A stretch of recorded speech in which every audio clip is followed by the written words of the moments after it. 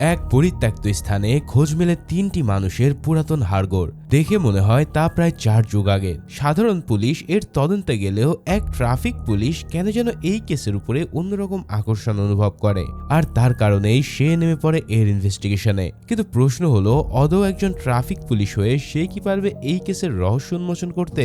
আজ এই প্রশ্নের উত্তর দিতে হাজির হয়ে গেলাম কাভালুদার মুভির এক্সপ্লেনেশন নিয়ে। তো চলো আর কথা না বাড়িয়ে শুরু করা যাক আজকের মুভি এক্সপ্লেনেশন। মুভি শুরুটা হয় 1977 সালে ব্যাঙ্গালোর আর্কিওলজিক ডিপার্টমেন্ট বা প্রত্নতত্ত্ব বিভাগে। ঠিক সেখানেই ঘটে যায় এক ভয়ঙ্কর খুন। যাকে খুন করা হয় তিনি সেখানে পুরাতন সব শিলাশিল্পী আর প্রাচীন সব জিনিসপত্র নিয়ে গবেষণা করতেন। কিন্তু হঠাৎ করেই সেখানে এক রহস্যময় ব্যক্তির আগমন ঘটে। লোকটি সেখানে এসে কিছু গুরুত্বপূর্ণ নথি বা প্রমাণ ওলটপালট করে দেয় এবং সেখান থেকে পালিয়ে যায়। ঠিক এর পরের দৃশ্যে আমরা দেখতে পাই একটা গাড়ি দাউ দাউ করে জ্বলছে। এখন তোমাদের মনে প্রশ্নই জাগতে পারে, কে এই ব্যক্তি আর কেনই বা গাড়িটা জ্বালিয়ে দেওয়া হলো? চিন্তা করো না, গল্পের একটু ভিতরে গেলেই তোমরা সব জানতে পারবে। এখন এই ঘটনার পর বেশ কয়েক বছর কেটে যায়। মুভির পরবর্তী দৃশ্যে আমরা দেখতে পাই ইন্সপেক্টর শ্যামকে। শ্যাম পেশায় একজন ট্রাফিক পুলিশ, আর ঠিক এই কারণে তার বিয়ে হচ্ছে না, যার ফলে একের পর এক পাত্রী শুধু তাকে চাকরির জন্য রিজেক্ট করে দিচ্ছে। শ্যাম তার বর্তমান চাকরি নিয়ে ভীষণ বিরক্ত। তার স্বপ্ন হলো ক্রাইম ব্রাঞ্চে কাজ করা। সে বহুবার তার সিনিয়রের কাছে এই নিয়ে অনুরোধ করেছে, আর তার কথা কেউই কানে তুলছে না। অন্যদিকে শহরের ঠিক মাঝখানে মেট্রো লাইনের ঘোরাঘুরির কাজ চলছিল। সেখানে একটা বাচ্চা বল নিয়ে খেলতে যায়, আর পাশেই তার মা তখন রান্না করছিল। এভাবেই খেলতে খেলতে হঠাৎ বাচ্চাটার বল গড়িয়ে একটা গর্তের ভিতরে পড়ে যায়। এরপর সে ওই বলটা আনতে গর্তে নেমে পড়ে। এর কিছুক্ষণ পর মা যখন বাচ্চার দিকে তাকায় তখন তার ভয়ে প্রাণ শুকিয়ে যায়। আসলে বাচ্চাটা মাটির নিচে থেকে পাওয়া একটা মানুষের মাথার খুলি এনে সেটা দিয়েই খেলছিল। মুহূর্তের মধ্যেই পুলিশ আর ফরেন্সিক টিম সেখানে চলে আসে। এরপর তারা মাটির নিচ থেকে আরো কিছু হাড়গোড় উদ্ধার করে।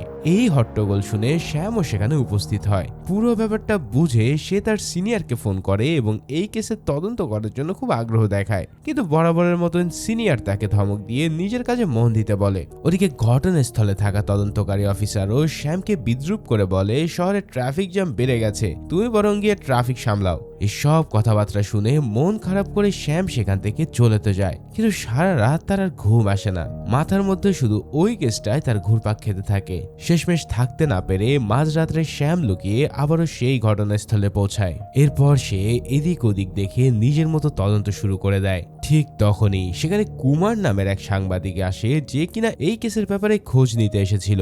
শ্যাম তার কাছে জানতে চায় এত রাতে সে এখানে কি করছে, পাশাপাশি সে তার আইডি কার্ডও দেখতে চায়। সাংবাদিক তখন নিজের আইডি কার্ড দেখিয়ে বলে সে লক আপ নিউজ নামের একটা পত্রিকা চালায়। এখানে মানুষের হাড়গোড় পাওয়া গেছে শুনেই সে এই খবর সংগ্রহ করতে এসেছে। এরপর লোকটা আইডি কার্ড দেখালে শ্যাম সেটা ফেরত না দিয়ে নিজের কাছে রাখে এবং সে জানায় কাল সকালে যেন সে থানা থেকে এটা নিয়ে যায়। পরের দিন সাংবাদিক কুমার থানায় এসে যখন জানতে পারে শ্যাম একজন ট্রাফিক পুলিশ, তখন সে শ্যামকে খোঁজা দিয়ে বলে, আমি যদি জানতাম আপনি খাকি উর্দি পরা পুলিশ নন বরং সাদা উর্দি পরা সাধারণ ট্রাফিক পুলিশ, তাহলে ভুলেও আপনাকে আমি আমার আইডি কার্ড দেখাতাম না। এই কথা শুনে শ্যাম ভীষণ রেগে যায় এবং কার্ডটা ফেরত না দিয়ে নিজের কাছে রেখে দেয়। তখন কুমারও জানায়, ঠিক আছে, কার্ডটা আপনি রেখে দিন, কিন্তু কালকের খবরের কাগজটা পড়তে ভুলবেন না। এর ঠিক পরের দিনেই শ্যামের সিনিয়র তাকে ডেকে পাঠায়। তিনি শ্যামের মুখের সামনে এসে লক আপ নিউজের পত্রিকাটা ধরে ধমক দিয়ে বলেন, তোমাকে তদন্ত করার অনুমতি দিয়েছে কে? ভাগ্য ভালো যে এই পত্রিকাটা খুব একটা পরিচিত নয়, নাহলে আজ তুমি বড় বিপদে পড়তে। আমি তোমাকে শেষবারের মতন ওয়ার্নিং করে দিচ্ছি, এটা একটা ফালতু কেস, এখান থেকে কিছুই পাওয়া যাবে না, তাই এসব ভুলে যাও আর নিজের কাজে মন দাও। এরপর দেখা যায় একদল গুন্ডা কুমারের অফিসে এসে তাকে ভীষণ শাসাচ্ছে। আসলে কুমার এদের কাছ থেকে অনেক টাকা ধার নিয়েছিল, কিন্তু বারবার সময় নিয়েও সে টাকা ফেরত দিতে পারছিল না। যাও কুমার বরাবরের মতন এবারও কিছু সময় ভিক্ষা চায়, কিন্তু এই গুন্ডারা আর তাকে দয়া দেখায় না, যার কারণে তারা কুমারের হাতের আঙ্গুল ভেঙে দেয় এবং মাত্র 10 দিনের সময় দিয়ে বলে এর মধ্যে টাকা ফেরত না দিলে এর চেয়েও খারাপ হবে। ঠিক সেই সময় শ্যাম তার সাথে দেখা করতে আসে। তাকে এভাবে কাতরাতে দেখে ডাক্তারের কাছে নিয়ে তার হাতের ব্যান্ডেজ করায় এবং ওই লোকগুলোকে তাকে মারার কারণ জানতে চাইলে কুমার তখন নিজের কষ্টের কথা খুলে বলে। বহু বছর আগে এক লোক তাকে বড় ধোঁকা দিয়েছিল, যার ফলে বাধ্য হয়ে সে বেঁচে থাকতে এই খবরের কাগজটা চালাচ্ছে, যেটা কেউই পড়ে না, আর টাকার দেওয়া হবে সে ওই লোকগুলোদের কাছ থেকে সুদের টাকা নিয়েছিল যা আজ পর্যন্ত সে পরিশোধ করতে পারেনি। কথা বলতে বলতে কুমার এতটাই মদ খেয়ে ফেলে যে শ্যামকে বাধ্য হয়ে তাকে বাড়িতে পৌঁছে দিতে হয়। কিন্তু পথেই ঘটে এক বিপত্তি।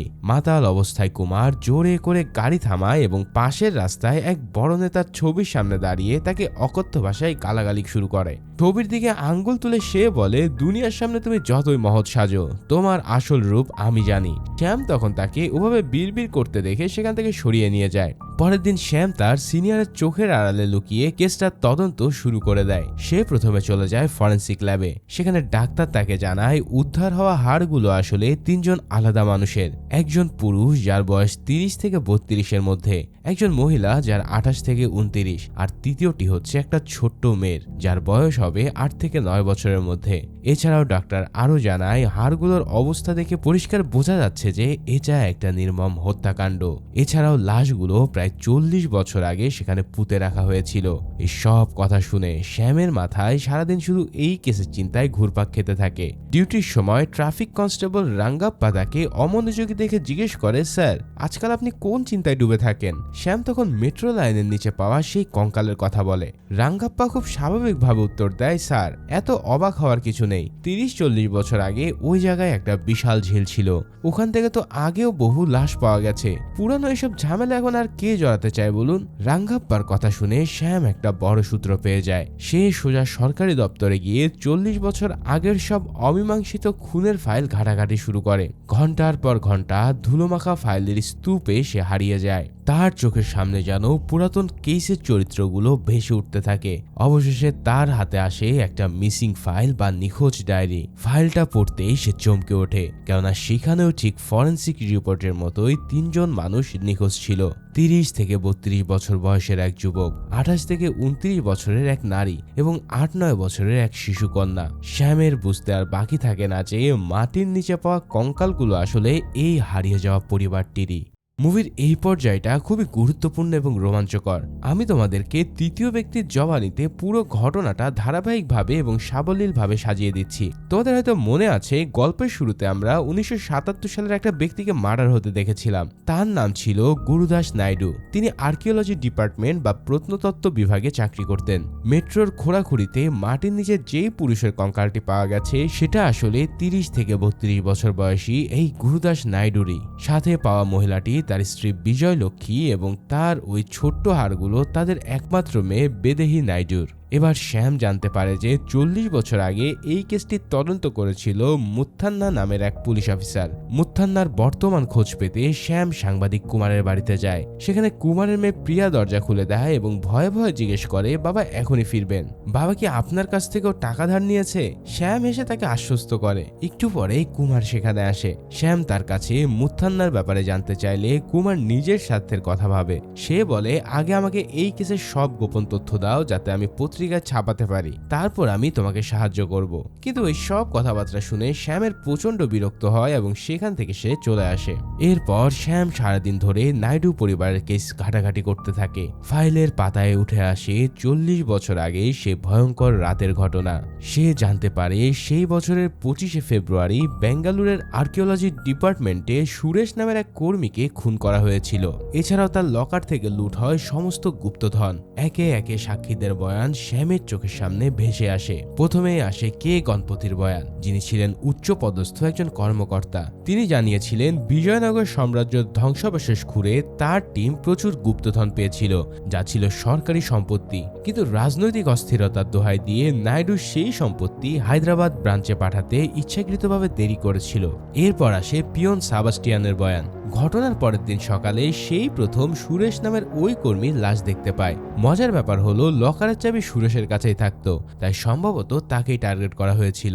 এবার এই ঘটনার পর থেকে ডিপার্টমেন্টের হেড গুরুদাস নাইডু সপরিবারে নিখোঁজ ছিলেন। বেঙ্গালুর থেকে 40 কিলোমিটার দূরে এক জঙ্গলে তার পোড়া গাড়ি পাওয়া যায় এবং সুরেশকে যে অস্ত্র দিয়ে মারা হয়েছিল সেটাও ওই গাড়িতে মেলে। নাইডুর বাড়ির কাজের লোক চিম্মা জানায় সকালে কফি দিতে গিয়ে দেখে স্যার এবং তার পুরো পরিবার নিখোঁজ হয়ে হয়ে গেছে। ড্রাইভার ফার্নান্দেজ জানায় ঘটনার দিন রাতে স্যার তাকে আগে ছুটি দিয়েছিল এবং বলেছিল যে তিনি আজ নিজেই ড্রাইভ করে বাসায় ফিরবেন। তবে সবচেয়ে গুরুত্বপূর্ণ সূত্রটা মেলে দারোয়ান মোহন স্বামীর কথায়। সে জানায় সেদিন নাইডু স্যার নিজেই গাড়ি চালিয়ে ফিরছিলেন আর তার কাপড়ে ছিল রক্তের দাগ। তিনি তড়িঘড়ি করে গেট লক করে ভিতরে ঢোকেন। কিছুক্ষণ পরে বাড়ির লাইটটা নিভে যায়। আমি কি হয়েছে দেখতে গেলে পিছন থেকে কেউ আমার মাথায় সজোরে বাড়ি মারে, আর যার কারণে আমি সেখানে অজ্ঞান হয়ে যাই। এই সব কিছু পড়ার পর শ্যাম একটা সিদ্ধান্তে আসে। আপাত দৃষ্টিতে মনে হচ্ছে নাইডুই লোভের শিকারে বশীভূত হয়ে সুরেশকে খুন করে গুপ্তধন নিয়ে পরিবার সহ পালানোর চেষ্টা করেছিলেন। কিন্তু প্রশ্ন হলো দারোয়ানের মাথায় পিছন থেকে আঘাত করলো কে? তার মানে নিশ্চয়ই নাইডুর কোনো পার্টনার ছিল। তখন শ্যাম বুঝতে পারে ওই পার্টনারই হয়তো পরে নাইডুকে ধোকা দিয়ে পুরো পরিবারকে শেষ করে দিয়েছে, আর এরপর সে তার সব গুপ্তধন হাতিয়ে নিয়েছে। বেচারি ছোট্ট মেয়ে বিদিহিও এই নোংরা লোভের বলি হলো। এখন শ্যামের লক্ষ্য হলো নাইডুর সেই অদৃশ্য পার্টনারকে খুঁজে বের করা। এদিকে অবশেষে কুমার শ্যামকে তদন্তকারী অফিসার মুথুন্নার ঠিকানা দিয়ে দেয়। রাতে শ্যাম মুথুন্নার বাড়িতে পৌঁছে গিয়ে দেখে গেছে তালা মারা। তাই সে দেওয়াল টপকে ভিতরে ঢুকতেই হঠাৎ শুরু হয় এক গুলির শব্দ। শ্যাম এই কাণ্ডে ভয় পেয়ে যায়। এরই মধ্যে এক হিংস্র কুকুর তাকে তাড়া করে, যার কারণে প্রাণ ভয়ে দৌড়াতে গিয়ে শ্যাম পড়ে গিয়ে অজ্ঞান হয়ে যায়। এরপর জ্ঞান ফিরে আসলে সে দেখতে পায় সে মুথুন্নার ড্রয়িং রুমে শুয়ে আছে, আর তার সামনেই মুথুন্না পুরো মদ্যপ অবস্থায় রয়েছে। শ্যাম নাইডুর কেসের কথা তুলতেই মুথুন্নার রেগে আগুন হয়ে যায়। আসলে এই কেসটা তাকে তার মৃত স্ত্রী ও মেয়ের কথা মনে করিয়ে দেয়, যার ফলে সে শ্যামকে অপমান করে বাড়ি থেকে বের করে দেয় এবং বলে আমার এই কেসে কোনো ইন্টারেস্ট নেই। কিন্তু শ্যাম তো কোনোভাবে হার মানতে চায় না। সে প্রতিদিন লুকিয়ে মুথুন্নার বাড়িতে কেস সংক্রান্ত ছবি, বিশেষ করে ওই মৃত বাচ্চার মেয়েটার ছবি রেখে আসতো, যাতে করে মুথুন্নার মন গলে। কিন্তু দিনের পর দিন মুথুন্না মদেই ডুবে থাকে। একদিন রাতে ছবি রাখার সময় মুথুন্না শ্যামকে ধরে ফেলে এবং বন্দুক ঠেকিয়ে হুমকি দিয়ে বলে আজকের পর যদি এখানে পা দিস তাহলে তোকে আমি জানে মেরে ফেলবো। এরপর শ্যামও আর চুপ থাকে না। সেও চেঁচিয়ে বলে ওঠে ঠিক আছে, আসবো না আর। আপনি একটা আস্ত কাপুরুষ যে সারাদিন মদের নেশায় ডুবে থাকে। একটা ফুটফুটে বাচ্চা মেয়ে খুন হলো, অথচ আপনার কোনো অনুশোচনা নেই। শ্যামের এই কথাগুলো মুথুন্নার বুকে তীরের মতো গিয়ে বাঁধে, যার ফলে সারা রাত সে আর ঘুমাতে পারে না। তার মৃত স্ত্রীর স্মৃতি আর শ্যামের বলা কাপুরুষ শব্দটা তাকে কুড়ে কুড়ে খেতে শুরু করে, যার ফলে অবশেষে মুথুন্নার ভিতরে ঘুমিয়ে থাকা সেই পুলিশ অফিসারটি জেগে ওঠে। পরের দিন মুথুন্না নিজেই শ্যামের সাথে দেখা করতে আসে। সে এই কেসটার তদন্তে শ্যামকে সাহায্য করতে চায়। শ্যামকে সে বলে ফাইলগুলো দেখে তুমি হয়তো ভাবছো নাইডু লোভের বশে সুরেশকে খুন করেছিল। এছাড়াও তুমি ভাবতে পারো পরে তার কোনো এক পার্টনার ধোকা দিয়ে তাকেও মেরে সব লুট করেছে, কিন্তু আসল সত্যটা তা নয়। নাইডু একদমই নির্দোষ আর সৎ মানুষ ছিল, আর অন্য কেউ সুরেশকে মেরে গুপ্তধন লুট করেছিল, আর সেই লোকটাই পরে নাইডু ও তার পুরো পরিবারকে হত্যা করে। এখানে মুথুন্না এবার আসল কাহিনী খুলে বলে তদন্তের সময় সে নাইডুর বাড়িতে একজন ডাক্তারের পুরাতন প্রেসক্রিপশন পেয়েছিল। অনেক বছর পর এক হসপিটালে ঠিক একই হাতের লেখার আরেকটা প্রেসক্রিপশন তার নজরে আসে। তাই সে খোঁজ নিয়ে জানতে পারে যে ঘটনার দিন রাস্তায় কারোর অ্যাক্সিডেন্ট হয়েছিল। নাইডু তার নিজের গাড়িতে করে সেই আহত লোকটাকে হসপিটালে নিয়ে তার জীবন বাঁচায়, আর ওই আহত ব্যক্তিকে সাহায্য করতে গিয়ে নাইডুর পোশাকে রক্তের দাগ লেগে যায়। এরপর মুথুন্না যখন উঠতে যাবে তখন শ্যাম খেয়াল করে সে এখনো মাতাল, তার নেশা এখনো কাটেনি। শ্যাম তাকে এবার বাড়িতে পৌঁছে দিতে যায়। ফেরার পথে নেশাজড়িত কণ্ঠে মুথুন্না নিজের দুঃখের কথা বলে। সে জানায় এই কেসের তদন্ত চলার সময় এক রোড অ্যাক্সিডেন্টে সে তার স্ত্রী আর ফুটফুটে মেয়েকে হারিয়ে ফেলে। তারপর থেকে সব ছেড়ে সে নিজের কষ্ট ভুলতে মদের নেশায় ডুবে থাকে। যাক, পরের দিন বিকালে তার কাছে সাংবাদিক কুমারের ফোন আসে। এখানে সে জানায় এই কেস নিয়ে একটা গুরুত্বপূর্ণ তথ্য সে পেয়েছে, যা সে দেখা করেই তাকে জানাবে। তাই শ্যাম তড়িঘড়ি করে কুমারের অফিসে যায়, কিন্তু কুমারকে সেখানে পাওয়া যায় না। এমনকি তার বাড়িতে গিয়েও সে তাকে খুঁজে পায় না। তখন কুমারের মেয়ে প্রিয়া জানায় তার বাবা কাল রাত থেকে বাড়ি ফেরেনি, এছাড়াও তার মোবাইল ফোনটা বন্ধ পাওয়া যাচ্ছে। তখন প্রিয়া আরো জানায় জানায় তার বাবা এই কেসের ব্যাপারে অভিনেত্রী মাধুরীর ইন্টারভিউ নিতে চেয়েছিল। এখন কুমারের ধারণা ছিল যে মাধুরীর সাথে এই কেসের হয়তো বড় কোনো সম্পর্ক আছে।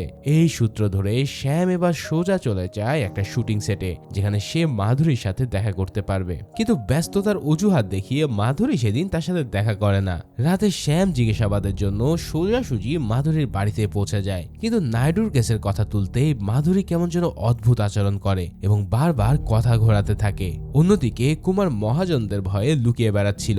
মাঝরাত্রে সে তার বন্ধু গুরুকে ফোন করে।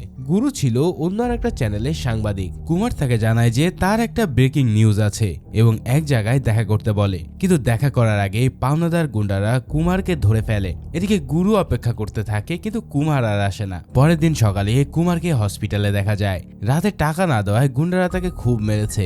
বাবার এমন অবস্থা দেখে প্রিয়া কান্নায় ভেঙে পড়লে শ্যাম তাকে সান্ত্বনা দেয়। এদিকে হঠাৎ শ্যাম টিভিতে ব্রেকিং নিউজ দেখে চমকে ওঠে।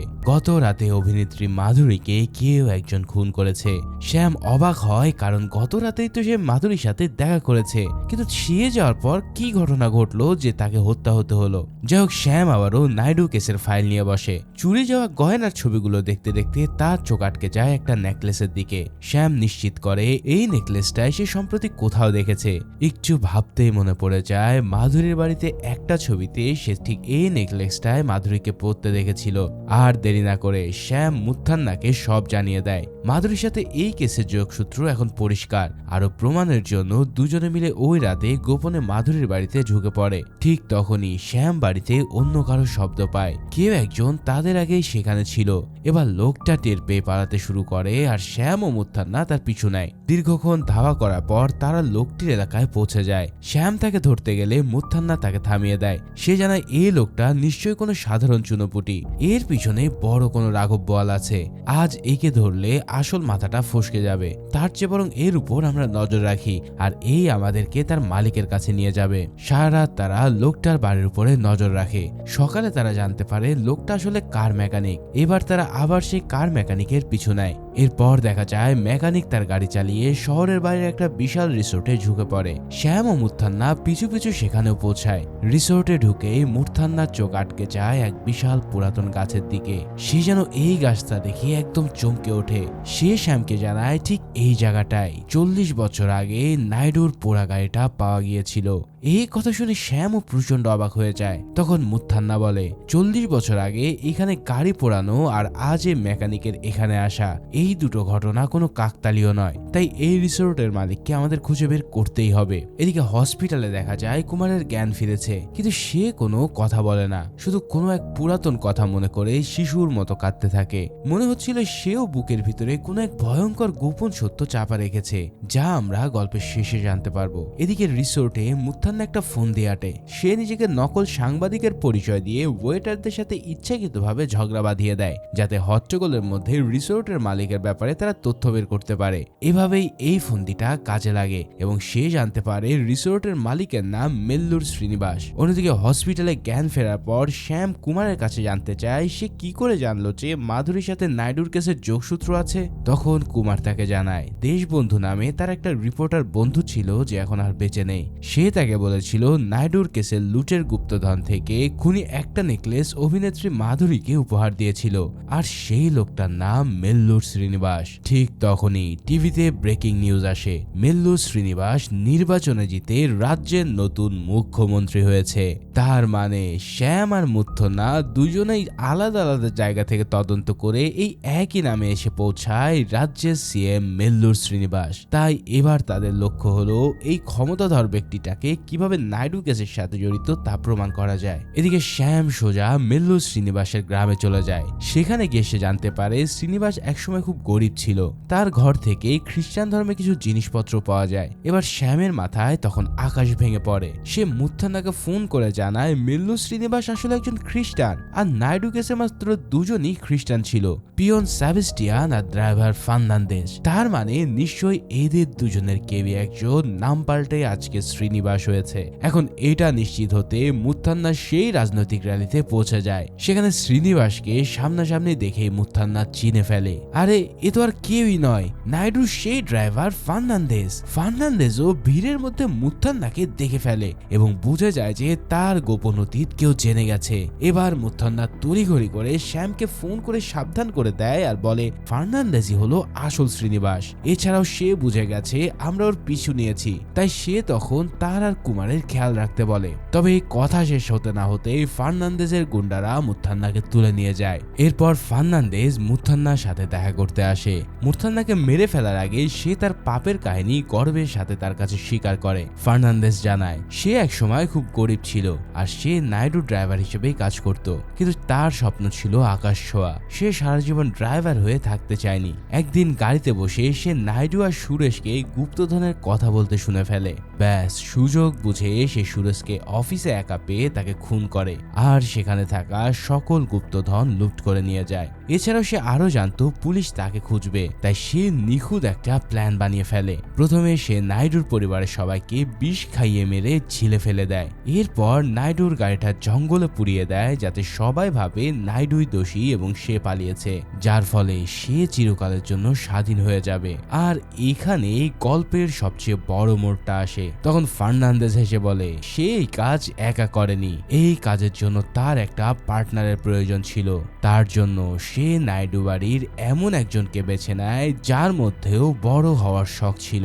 সেই ব্যক্তি আর কেউই নয়, সে হচ্ছে নাইডুর বাড়ির কাজের লোক বাবলু। ওই যে কথায় বলে না ঘরের শত্রু বিভীষণ, ঠিক নাইডুর বেলায়ও এই ঘটনা ঘটলো। বাবলু এমনিতেই ভালো মানুষ ছিল, কিন্তু সে তাকে অনেক টাকার লোভ দেখায়। ফার্নান্দেজ তাকে খাবারের সাথে ঘুমের ওষুধ মেশাতে বলেছিল যাতে সবাই অজ্ঞান হলে তারা সব লুট করতে পারে, কিন্তু বোকা বাবলু ফার্নান্দেজ কথা মতোই সেটা করেছিল।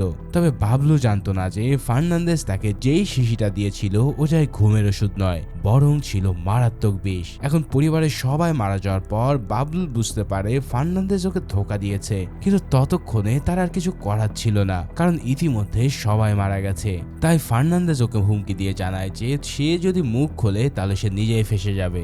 এভাবেই সুরেশ, নাইডু ফ্যামিলি আর বাবলু সবাইকে রাস্তা থেকে সরিয়ে ফার্নান্দেজ নামে নতুন জীবন শুরু করে। আর এভাবে হতে হতে আজ সে এই রাজ্যের মুখ্যমন্ত্রী। তবে এরপরে আমরা জানতে পারি সেই বাবলুর করুণ পরিণতির কথা। ওই ঘটনার পর বাবলুর সব স্বপ্ন ভেঙে চুরমার হয়ে যায়। সে সারা জীবন এক গভীর অনুতাপ আর পাপবোধ নিয়ে বেঁচে থাকে। সে গরিবই থেকে যায় আর ঋণের দায়ে জর্জরিত হয়ে মানুষের কাছে লুকিয়ে বেড়ায়। আর এরপর থেকে সে বেঁচে থাকার জন্য লক আপ নিউজ নামের একটা পত্রিকা চালায়। হ্যাঁ, ঠিকই ধরেছ, এই বাবলু আর কেউই নয়, বরং এ হচ্ছে সাংবাদিক কুমার। ভাইরে ভাই, এইখানে যে এই লেভেলের টুইস্ট পাবো তা আমি কল্পনাও করিনি। তোমাদের মনে আছে গল্পের শুরুর দিকে নেশাগ্রস্ত কুমারকে যখন শ্যামের বাসায় দিয়ে আসছিল, তখন সে একটা ছবির সামনে দাঁড়িয়ে এক নাগারে গালাগালি করছিল? হ্যাঁ, সেই ছবিটা আসলে ফার্নান্দেজের ছিল। হসপিটালে জ্ঞান ফিরলে শ্যাম, কুমার এবং আর তার মেয়ে প্রিয়াকে একটা এতিমখানায় লুকিয়ে দেয় যাতে ফার্নান্দেজ আর তাকে খুঁজে না পায়। এদিকে ফার্নান্দেজের লোকেরা মুথান্নাকে খুন করতে তার দিকে গুলি ছোড়ে। ঠিক তখনই পিছন থেকে শ্যাম এসে পড়ে এবং শ্যাম ওই গুন্ডাদের মধ্যে হাতাহাতি শুরু হয়ে যায়। অনেক চেষ্টার পর শেষমেশ শ্যাম ওই গুন্ডাটাকে মেরে ফেলতে সক্ষম হয়। এবার সে আহত মুথান্নাকে অ্যাম্বুলেন্সে করে হসপিটালে নিতে থাকে, কিন্তু পথের মধ্যেই তার মৃত্যু হয়, যার ফলে সে এই মৃত্যুতে প্রচন্ড ভেঙে পড়ে। এদিকে শ্যাম এর পরেও তার তদন্ত থামায় না। সে কুমারের প্রেস অফিসে গিয়ে একটা পুরাতন ঘড়ি পায়। এই ঘড়ির পিছনে লেখা ছিল গুরুদাস নাইডু ও বাবুলের নাম। তখন আমরা ফ্ল্যাশব্যাকে দেখতে পাই একবার নাইডু বাবুলকে তার জন্মদিনে উপহার হিসেবে এই ঘড়িটা দিয়েছিল, যার ফলে শ্যামরও বুঝতে বাকি থাকে না যে বাবুল আর কুমার আসলে একই ব্যক্তি। সে এবার কুমারকে মেরে ফেলতে চায়, কিন্তু সেখানে প্রিয়া থাকায় সে থমকে যায়। এদিকে এখন সব সত্য জানার পর শ্যাম সিএম শ্রীনিবাসের কনফারেন্সে চলে আসে, যেখানে সে শ্রীনিবাসের দিকে বন্দুক তাক করে বলে, তুমি যাকে এতদিন ধরে খুঁজছো সেই কুমারকে আমি তোমার জন্য মেরে দেব। এছাড়াও আমার তোমার অতীত ইতিহাস নিয়ে কোনো মাথা ব্যথা নেই, বিনিময়ে তুমি আমাকে ক্রাইম ব্রাঞ্চে চাকরি পাইয়ে দেবে। এখন এমন সহজ শর্ত শুনে শ্রীনিবাসও তার কথায় রাজি হয়ে যায়। এরপর শ্যাম কুমারকে একটা নির্জন রাস্তায় নিয়ে গিয়ে বন্দুক তাক করে তার অপরাধ স্বীকার করতে বলে। সেই সুযোগে শ্যাম তার মোবাইল দিয়ে কুমারের স্বীকারোক্তিটা রেকর্ড করে নেয়। সে শুরু থেকেই এই কেসের সাথে জড়িত ছিল যাতে ফার্নান্দেজ ফার্নান্দেজের মুখোশ সবার সামনে খুলে নিয়ে নিজের প্রতিশোধ নিতে পারে। এখন শ্যামও তার শর্ত অনুযায়ী কুমারকে গুলি করে। পরের দৃশ্যে আমরা দেখি শ্যাম মুথান্নার জন্য অনেক কষ্ট পায়। তার বলা কথাগুলো এখনো তার কানে বাজে। কোনো পুলিশের ইউনিফর্মই ছোট বা বড় হয় না, কিন্তু আমার ইচ্ছে তুমি শীঘ্রই ক্রাইম ডিপার্টমেন্টের জন্য কাজ করো। সম্ভবত মুথান্নার এই ইচ্ছার কারণে শ্যাম শ্রীনিবাসের সাথে চুক্তিটা করেছিল, যাতে সহজেই তার ক্রাইম ডিপার্টমেন্টের যোগদান নিশ্চিত হয়। পরের দৃশ্যে দেখা যায় শ্রীনিবাস সিএম হওয়ার আনন্দে বিশাল এক অনুষ্ঠানের আয়োজন করেছে, কিন্তু ভাষণ শুরু করার ঠিক আগে শ্রীনিবাস মাটিতে লুটিয়ে পড়ে এবং কিছুক্ষণের মধ্যেই ছটফট করতে করতে সেখানেই মারা যায়। আর ঠিক এই মুহূর্তে আমরা জানতে পারি আসল সত্যটা। শ্যাম আসলে প্রিয়ার জন্য কুমারকে মারতে পারেনি। কুমার এখনো জীবিত আছে, বরং শ্যাম কুমারের সাথে মিলে একটা প্ল্যান করেছিল। এই পরিকল্পনার অংশ হিসেবে কুমার শ্রীনিবাসের অর্থাৎ ফার্নান্দেসের জুসে বিষ মিশিয়েছিল, ঠিক যেমন 40 বছর আগে কুমার অনিচ্ছাকৃতভাবে নাইডুর পরিবারের খাবারে বিষ মিশিয়েছে। এই বিষপানের ফলে ফার্নান্দেস তার ভাষণের ঠিক আগ মুহূর্তেই মারা যায়। এর পরের দৃশ্যে আমরা শ্যাম ও কুমারকে একসাথে দেখি। কুমার এই অভিশপ্ত জীবন আর বয়ে বেড়াতে চায় না, তাই সেও একই বিষপান করে। ঠিক এভাবেই মৃত্যুর কোলে ঢলে পড়ে কুমারের জীবনেরও পরিসমাপ্তি ঘটে। এরপর শ্যাম প্রিয়াকে তার বাবার সব সত্যি খুলে বলে, যা শুনে সে কান্নায় ভেঙে পড়ে। ঠিক তখনই শ্যামের বাবার ফোন আসে। তিনি শ্যামের জন্য একটা মেয়ে দেখেছেন এবং সে তার সাথে দেখা করতে বলে, কিন্তু শ্যাম এবার বাবাকে নিষেধ করে জানায় তার পছন্দের মেয়ে সে পেয়ে গেছে, আর সে হচ্ছে প্রিয়া। তবে গল্পের একদম শেষ পর্যায়ে এসে সবচেয়ে বড় রহস্যটা উদ্ঘাটিত হয়। আমরা শ্যামের বাবার হাতে একটা ট্যাটু দেখতে পাই। অবিকল এই ট্যাটুই ছিল সেই লোকটার হাতেও, যাকে গুরুদাস নাইডু সেই দুর্ঘটনার দিন বাঁচিয়েছিল এবং যার ফলে নাইডুর কাপড়ে রক্তের দাগ লেগেছিল। এখান থেকে আমরা বুঝতে পারি যে গুরুদাস নাইডু আসলে সেদিন শ্যামের বাবাকে বাঁচিয়েছিল, আর এই কারণে শ্যাম তার প্রতিশোধ নিতে এই সব কিছু করেছে। তো গল্পের শেষে দেখা যায় শ্যাম তার স্বপ্নের ক্রাইম ব্রাঞ্চে চলে আসে, আর এভাবেই এই মারাত্মক সাসপেন্স থ্রিলার মুভিটাও এখানেই শেষ হয়। তো ভিডিওটা কেমন লাগলো তা অবশ্যই আমাকে জানিও, আর ভালো লেগে থাকলে একটা লাইক, কমেন্টস ও সাবস্ক্রাইব করে দিও। দেখা হচ্ছে পরের কোনো ভিডিওতে, সেই পর্যন্ত আল্লাহ হাফেজ।